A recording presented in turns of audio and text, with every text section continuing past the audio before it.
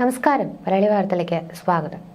റഷ്യയുടെ കംചത്ക ഉപദ്വീപിന് സമീപം ആഞ്ഞടിച്ച 8.8 തീവ്രതയുള്ള ഭൂകമ്പം ജപ്പാൻ, US പസഫിക് ദ്വീപുകൾ എന്നിവിടങ്ങളിൽ ആശങ്കകൾ സൃഷ്ടിച്ചപ്പോൾ ലോകമെമ്പാടുമുള്ള ആളുകൾ ഇത്തരത്തിൽ ഭയങ്കര ആശങ്കയിൽ ഇരിക്കുകയായിരുന്നു. കാരണം പ്രത്യേകിച്ച് ഇന്ത്യൻ മഹാസമുദ്രത്തിലും നമ്മുടെ കേരളത്തിലും ഈ സുനാമി ഭീഷണി എത്തുമോ എന്ന ചോദ്യം പലരുടെയുമൊക്കെ മനസ്സിലുണ്ടായിരുന്നു.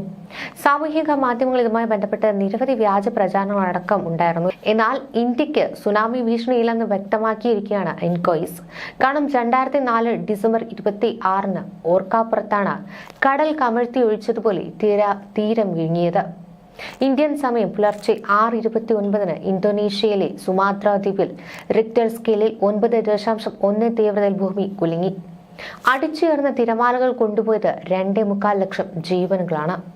അടിച്ചൊഴുക്കി കളഞ്ഞത് ഒരായുസിന്റെ അധ്വാനവും സമ്പാദ്യവും. ഇന്ത്യൻ മഹാസമുദ്രത്തിലെ തിരയിളക്കം അതിന്റെ പ്രഭവസ്ഥാനത്ത് നിന്ന് 1600 കിലോമീറ്റർ അകലെ ശ്രീലങ്കയിലും ഇങ്ങ് കേരളത്തിലും വരെയും എത്തി.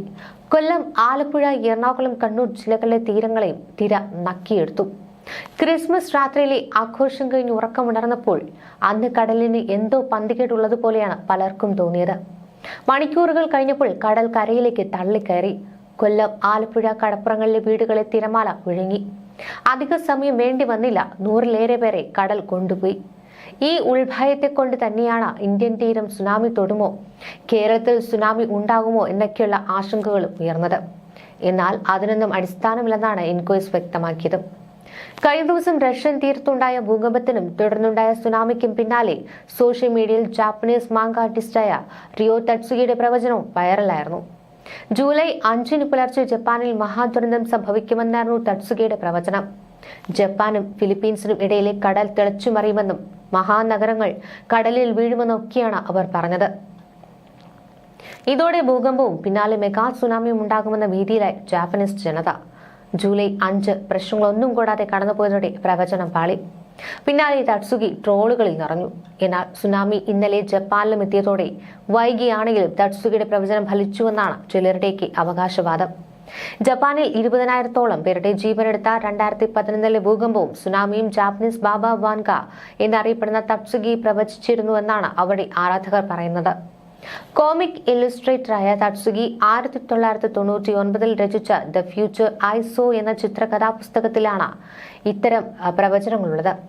താൻ കണ്ട സ്വപ്നങ്ങൾ തട്സുഗി ചിത്രകഥാരൂപത്തിൽ ആക്കുമായിരുന്നു അത്രേ. ഗായകൻ ഫ്രെഡി മെർക്കുറിയുടെ മരണം, ഡയാന രാജകുമാരി എന്നിവരുടെയൊക്കെ മരണത്തെപ്പറ്റിയും വർഷങ്ങൾക്ക് മുന്നേ തട്സുഗി സ്വപ്നം കണ്ടുവെന്ന പുസ്തകത്തിൽ പറയുന്നുണ്ട്. വടക്കൻ ജപ്പാനിലെ തീരപ്രദേശങ്ങളിലേക്കായിരുന്നു ആദ്യം ഭീമൻ തിരമാലകൾ എത്തിയത്. ജൂലൈ അവസാനിക്കും മുൻപേ ദുരന്തമെത്തിയതോടെ ജാപ്പനീസ് ബാബ വാങ്ക എന്ന അപരനാമത്തിൽ അറിയപ്പെടുന്ന റിയോ തട്സുഗിയുടെ പ്രവചനം ചർച്ചയാവുകയായിരുന്നു. ദ ഫ്യൂച്ചർ ഐ സോ എന്ന കൃതിയിലൂടെയാണ് ഇവർ ഇത്തരം പ്രവചനങ്ങളൊക്കെ നടത്തിയിരുന്നത്. റിയോ തട്സുഗിയുടെ പുസ്തകത്തിൽ പറഞ്ഞത് ജപ്പാനും ഫിലിപ്പീൻസിനും ഇടയിൽ കടൽ തിളച്ചുമറിയുമെന്നായിരുന്നു. അതായത് സമുദ്രത്തിനടിയിൽ സംഭവിക്കുന്ന ഭൂകമ്പത്തെക്കുറിച്ചുള്ള സൂചനയാണിതെന്ന് അന്നേ ചിലർ വാദിച്ചു. അത്തരമൊരു ഭൂകമ്പവും പിന്നാലെ സുനാമി ഉണ്ടാകുമെന്നായിരുന്നു റിയോ തട്സുഗി നൽകിയ സൂചനയെന്നായിരുന്നു അവരുടെ ആരാധകർ പറയുന്നത്. 2011 സുനാമിയും കോവിഡ് വ്യാപനവും ഒക്കെ നേരത്തെ തന്നെ ഇവർ പ്രവചിച്ചിട്ടുണ്ട് എന്നാണ് അവകാശവാദങ്ങൾ. അതിനാലാണ് ഈ തട്സുഗിയുടെ പ്രവചനം ജപ്പാനിൽ അടക്കം കോളിളക്കം സൃഷ്ടിച്ചത്. ജൂൺ അവസാന വാരവും ജൂലൈ ആദ്യ വാരവും ഈ ജപ്പാനിലേക്കുള്ള യാത്രയൊക്കെ ആളുകൾ കൂട്ടത്തോടെ റദ്ദാക്കിയിരുന്നു. ഫ്യൂച്ചർ ഐസോയുടെ കവർ പേജിൽ തന്നെ 2011 മാർച്ചിലെ ഭൂകമ്പവും തുടർന്നുള്ള സുനാമിയും അടക്കം രേഖപ്പെടുത്തിയിരുന്നു. ഈ ദുരന്തത്തിൽ ഏകദേശം 16,000 പേർ മരിക്കുകയും ഫുകുഷിമ ഡൈജി ആണവ ദുരന്തത്തിന് കാരണമാവുകയും ചെയ്തിരുന്നു. താൻ പ്രവചിച്ച അതേ വർഷം തന്നെ അതേ സമയത്താണ് ഈ ദുരന്തങ്ങൾ ഉണ്ടായതെന്നാണ് തട്സുഗിയുടെ വാദം. ഈ മുന്നറിയിപ്പുകളൊക്കെ മറ്റൊരു ആശങ്കയ്ക്കും ഇട നൽകുന്നുണ്ട്. ഏകദേശം 1000 അടി ഉയരമുള്ള മെഗാ സുനാമി അമേരിക്കയുടെ വലിയൊരു ഭാഗം തന്നെ നശിപ്പിക്കുമെന്ന ശാസ്ത്രജ്ഞരുടെ മുന്നറിയിപ്പ് നിലനിൽക്കുകയാണ്. കാസ്കാഡിയ സബ്ഡക്ഷൻ സോണിൽ ശക്തമായ ഒരു ഭൂകമ്പം ഉണ്ടാകുന്നതോടെ ഇത് സംഭവിക്കുമെന്നായിരുന്നു അവർ പറഞ്ഞത്. Proceedings of the national academy of സയൻസസിൽ പ്രസിദ്ധീകരിച്ച വിർജീനിയ ടെക്കിലെ ഗവേഷകർ നടത്തിയ പുതിയ പഠനത്തിലാണ് ഈ മുന്നറിയിപ്പ് നൽകിയിരിക്കുന്നത്.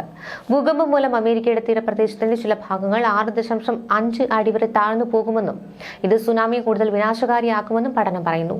അമേരിക്ക എങ്ങനെയായിരിക്കും ഈ മെഗാ സുനാമി ബാധിക്കുക? ഏതൊക്കെ മേഖലകളായിരിക്കും ഇത് ബാധിക്കുക? എന്തൊക്കെ അപകട സാധ്യതകൾ ഇതൊക്കെ കൊണ്ടുണ്ടാകും എന്നൊരു ആശങ്ക നിലനിൽക്കുന്നുണ്ട്. സാധാരണ ഈ സുനാമിയിൽ നിന്നൊക്കെ വളരെ വ്യത്യസ്തമാണ് ഈ മെഗാ സുനാമി. 100 അടി ഉയരത്തിലുള്ള തിരമാലകളാണ് മെഗാ സുനാമി സൃഷ്ടിക്കുക. ശക്തമായ ഭൂകമ്പങ്ങൾ ഉണ്ടാകും, മണ്ണിടിച്ചിലുണ്ടാകും, അഗ്നിപർവ്വത സ്ഫോടനങ്ങളൊക്കെ ഉണ്ടാകും. അതല്ലെങ്കിൽ ഉൽക്കാ വർഷങ്ങൾ പോലെ വെള്ളത്തിന് അടിയിൽ സംഭവിക്കുന്ന പ്രധാന സംഭവങ്ങൾ മൂലമൊക്കെയാണ് ഇവ ഉണ്ടാകുന്നത്. സാധാരണ സുനാമിയിൽ നിന്ന് വ്യത്യസ്തമായി മൈലുകൾ താണ്ടി ഉൾനാടുകളിൽ പോലും ഇതിന് പ്രത്യാഘാതങ്ങൾ എത്തും എന്നുള്ളതാണ്. തീരദേശം മാത്രമല്ല, ഉൾഗ്രാമങ്ങളെ പോലും ഇവ നശിപ്പിക്കും. അപ്പോൾ ഇത് അമേരിക്കയെ മാത്രമായിരിക്കില്ല ബാധിക്കുക എന്നാണ് ഈ ഗവേഷകർ സൂചിപ്പിക്കുന്നത്. ആളുകൾക്ക് രക്ഷപ്പെടുവാൻ പോലും അധിക സമയം കിട്ടില്ല. അത്രയും വേഗത്തിലായിരിക്കും ഈ തിരമാലകൾ സഞ്ചരിക്കുക. അപൂർവമായിട്ടാണ് എങ്കിലും ഇതിനു മുൻപ് ഇത്തരത്തിലുള്ള സംഭവങ്ങളൊക്കെ നടന്നിട്ടുണ്ട് എന്ന് അവർ പറയുന്നു. ജനവാസ മേഖലകളിൽ ഇവ പതിച്ചാൽ വൻ അപകടമായിരിക്കും വരുത്തുക എന്നും മുന്നറിയിപ്പ് നൽകുന്നു. ഇത്തരമൊരു ശക്തമായൊരു ഭൂകമ്പം ഉണ്ടായാൽ മെഗാ സുനാമി ഉണ്ടാകും. ഇതോടെ തീരപ്രദേശങ്ങൾ 6.5 അടി വരെ മുങ്ങിപ്പോയേക്കാം. കൂടാതെ സിയാറ്റിൽ, ഒറിഗോൺ, പോർട്ട്ലാൻഡ് തുടങ്ങിയ പ്രധാന നഗരങ്ങൾ ഒലിച്ചുപോകുമെന്നാണ് ഈ ശാസ്ത്രജ്ഞർ പറയുന്നത്. വടക്ക് വാൻകൂവർ ദ്വീപിൽ നിന്ന് കാലിഫോർണിയയിലെ കേപ്പ് മെൻഡോസിനോ വരെ നീളുന്ന ഒരു ഫോൾട്ട് ലൈനായ കാസ്കേഡിയ സബ്ഡക്ഷൻ സോണിലാണ് ഭൂകമ്പം ഉണ്ടാകുന്നതെങ്കിൽ അലാസ്ക, ഹവായി, അമേരിക്കയുടെ വെസ്റ്റ് കോസ്റ്റിലെ ചില ഭാഗങ്ങൾ എന്നിവ അപകടത്തിൽപ്പെടാം. ഇവ പൂർണ്ണമായി മുങ്ങിപ്പോകുവാനും സാധ്യതയുണ്ട്. മെഗാ സുനാമി കാരണമുണ്ടാകുന്ന തിരമാലകൾ 1000 അടി വരെ ഉയരാം.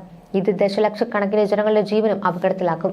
സാധാരണ കാലാവസ്ഥാ വ്യതിയാനങ്ങൾ മൂലമുണ്ടാകുന്ന മാറ്റങ്ങളെ പോലെ ജനങ്ങൾക്ക് സ്ഥലത്ത് നിന്ന് മാറുവാനോ തയ്യാറെടുപ്പുകൾ നടത്തുവാനോ ഉള്ള സമയം പോലും ലഭിക്കില്ല. മിനിറ്റുകൾക്കുള്ളിൽ മൈലുകളോളം സഞ്ചരിക്കുവാൻ ഈ തിരമാലകൾക്കാകുമെന്നും ശാസ്ത്രജ്ഞർ പറയുന്നുണ്ട്. കൂടാതെ ഈ ആഘാതങ്ങളിൽ നിന്നെല്ലാമുള്ള വീണ്ടെടുക്കലിന് ഏറെ സമയം വേണ്ടിവരുമെന്നും പഠനത്തിന്റെ മുഖ്യ രചയിതാവായ വിർജീനിയ ടെക്കിന്റെ ജിയോ സയൻസസ് വകുപ്പിലെ അസിസ്റ്റന്റ് പ്രൊഫസറുമായ ടീന ഡ്യൂറ ഒരു പ്രസ്താവനയിൽ പറയുന്നു. തെക്കൻ വാഷിംഗ്ടൺ, വടക്കൻ ഒറിഗോൺ, വടക്കൻ കാലിഫോർണിയ എന്നിവിടങ്ങളിലാണ് ഏറ്റവും അധികം നാശനഷ്ടം ഉണ്ടാകാൻ പോകുന്നതെന്ന് ഈ പഠനത്തിൽ കണ്ടെത്തിയിട്ടുണ്ട്. കാസ്കാഡിയ സബ്ഡക്ഷൻ സോൺ വടക്കേ അമേരിക്കയിലെ ഏറ്റവും സജീവമായ ഭൂകമ്പ മേഖലകളിൽ ഒന്നാണ് ഈ കാസ്കാഡിയ സബ്ഡക്ഷൻ സോൺ. അധികം വൈകാതെ തന്നെ ഇവിടെ വലിയൊരു ശക്തമായ ഭൂകമ്പത്തിനുള്ള സാധ്യതയെന്നാണ് വിദഗ്ധർ വിശദമാക്കുന്നത്. വടക്കൻ കാലിഫോർണിയ മുതൽ ബ്രിട്ടീഷ് കൊളംബിയ വരെ ഏകദേശം 700 മൈൽ വ്യാപിച്ചു കിടക്കുന്ന ഈ സോൺ പസഫിക് തീരത്ത് നിന്ന് ഏകദേശം 70 മുതൽ 100 മൈൽ വരെ അകലത്തിലാണ് സ്ഥിതി ചെയ്യുന്നത്. കഴിഞ്ഞ 10,000 വർഷത്തിനിടെ ഇവിടെ 43 ഭൂകമ്പങ്ങൾ രേഖപ്പെടുത്തിയിട്ടുണ്ട്. 1700 ജനുവരി 26 ഇവിടെ അവസാനമായി ഭൂകമ്പമുണ്ടായത്. ഏകദേശം 9.0 തീവ്രതയാണ് ഇതിൽ രേഖപ്പെടുത്തിയത്. സുനാമി രൂപപ്പെട്ട് തീരപ്രദേശം മുങ്ങുകയും ചെയ്തുവെന്ന Oregon department of emergency management ഇതിൽ വ്യക്തമാക്കുന്നുണ്ട്. ഇനി ഈ ഒരു പ്രദേശത്ത് ഭൂകമ്പം ഉണ്ടായാൽ തന്നെ അത് 5 മുതൽ 7 മിനിറ്റ് വരെ നീണ്ടു നിൽക്കുമെന്നാണ് കണ്ടെത്തിയിട്ടുള്ളത്. അതുകൊണ്ട് തന്നെ ഈ മെഗാ സുനാമിയിൽ ഈ പ്രദേശം പൂർണ്ണമായി നശിക്കുവാനും സാധ്യതയേറെയാണ്. സുനാമി എന്ന് പറയുമ്പോൾ എല്ലാ ലോകരാജ്യങ്ങളുള്ള ജനങ്ങളെയും ഭയപ്പെടുത്തുന്ന അല്ലെങ്കിൽ ഭീതിപ്പെടുത്തുന്ന ഒന്ന് തന്നെയാണ്. കാരണം കേരളം തൊട്ടറിഞ്ഞ ഭീതിതമായ ഒരു കാഴ്ചയായിരുന്നു ഈ സുനാമി എന്ന് പറയുന്നത്. അതുകൊണ്ട് തന്നെ ഏതൊക്കെ ലോകരാജ്യങ്ങളിൽ സുനാമി ഉണ്ടാകുമെന്ന് പറഞ്ഞാലും നമ്മുടെയൊക്കെ മനസ്സിൽ ഓടിയെത്തുന്നത് പോലും ആ 2004 സുനാമി തന്നെയാണ്.